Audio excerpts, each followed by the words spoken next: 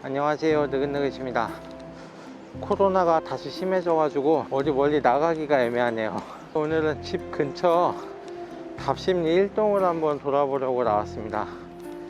답심리 1동의 지난 역사를 조금 꼼꼼히 한번 살펴보려고 하는데 재미가 있을지 모르겠네요. 그래도 함께 돌아봐 주셨으면 좋겠습니다.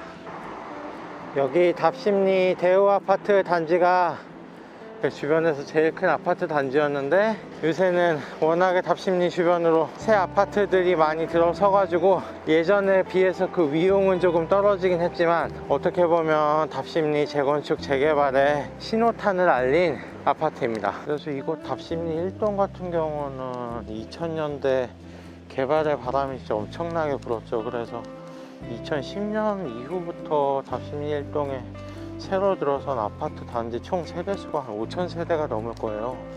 그리고 2015년부터 따지면 4,000세대가 넘는 아파트가 이 5년 사이에 들어선 거니까 동네가 거의 뭐 상점벽 수준으로 바뀌었습니다. 청계 한신 휴 플러스 단지입니다.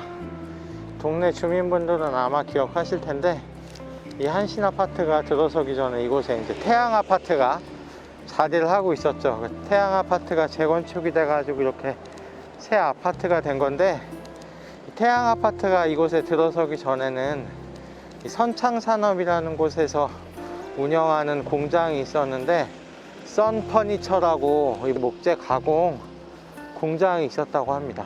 근데 이 선창산업이 공장을 시외로 이제 이전을 하고 그 부지를 활용해 가지고 우리도 한번 아파트를 지어보자 해서 태양 아파트를 지었다고 하네요. 천호대로입니다.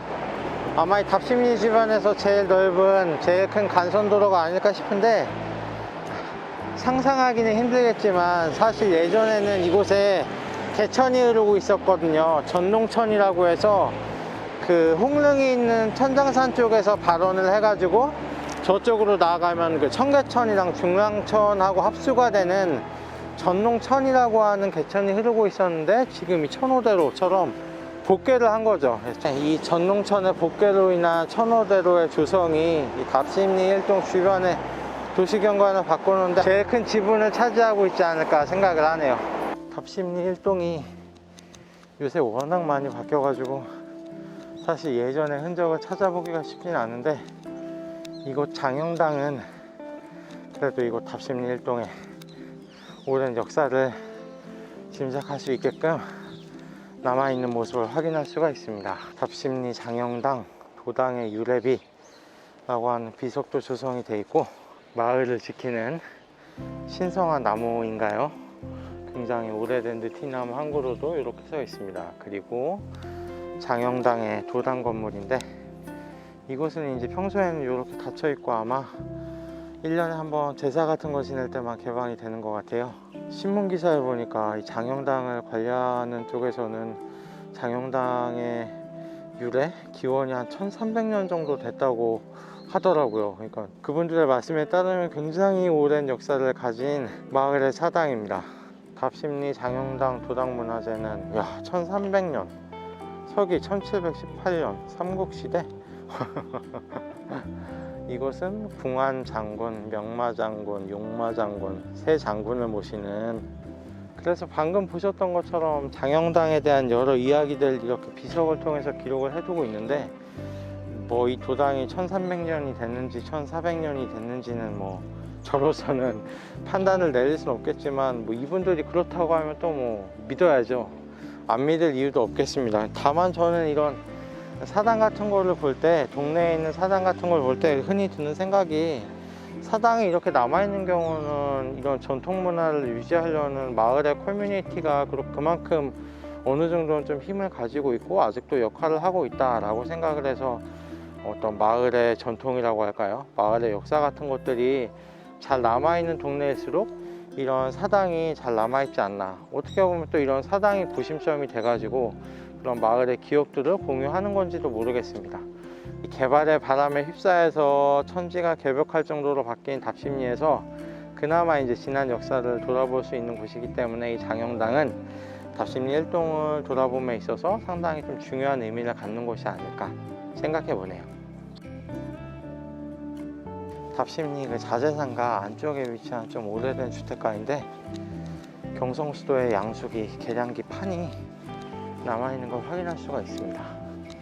뭐 실제로 저게 일제강점기 때 설치된 판인지 아니면 계량기 판만 어떻게 재활용을 하는 건지 모르겠으나 동네 자체가 뭐 그만큼 오래됐다는 증거로 봐도 무방하지 않을까 생각을 하네요. 자, 이곳은 답심리의 경환교회라는 곳이고 단석교회도 바로 옆에 위치하고 있어서 교회가 이렇게 나란히 두 곳이 자리를 하고 있습니다. 그러니까 자꾸 옆 동네 와가지고 마약 얘기를 해서 좀 그렇긴 한데 1965년에 60년대 아마 한국에서 제일 큰 마약 사건, 마약 파동이라고 할 만한 이른바 이 메사돈 파동이라는 게 일어나게 되는데, 메사돈이라는 게 합성 마약의 일종입니다. 정식 명칭은 메타돈인데 발음하기가 어려워서 그냥 메사돈 하더라고요.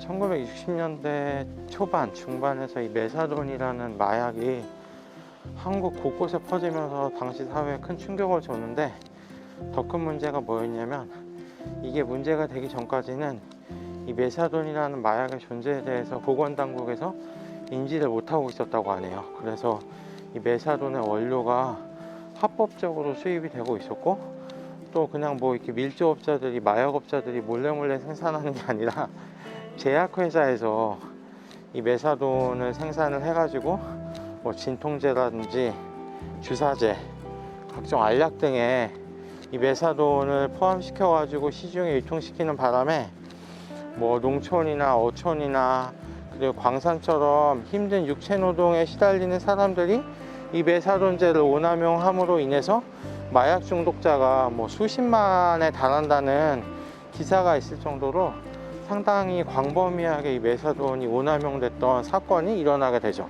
그래서 방금 그 경환교회를 보여드린 이유가, 예전에 그 자리에 1966년인가요? 이 메사돈을 몰래 만들던 마약 공장이 있다고 해가지고 규모가 상당히 컸었나 봐요. 사회적으로 큰 무리를 일으켰던 적이 있거든요. 아, 메사돈의 뿌리가 이렇게 깊구나. 답심리 일대가 그런 한국의 어두운 역사하고도 좀 맞닿는 부분이 있는 것 같아서 말씀을 드려봤습니다. 물론 지금은 그 어두운 과거에서 벗어나서 주민분들이 안전하고 행복한 삶을 이어나가는 좋은 동네입니다. 오해는 없으셨으면 좋겠어요. 지금 이 앞에 이 새 건물이 보이실 텐데요, 예전에 이 일대에 한국을 대표하는 그 전설적인 프로레슬러 박치기왕 김일 선수가 경영하는 김일체육관이 자리를 했다고 합니다.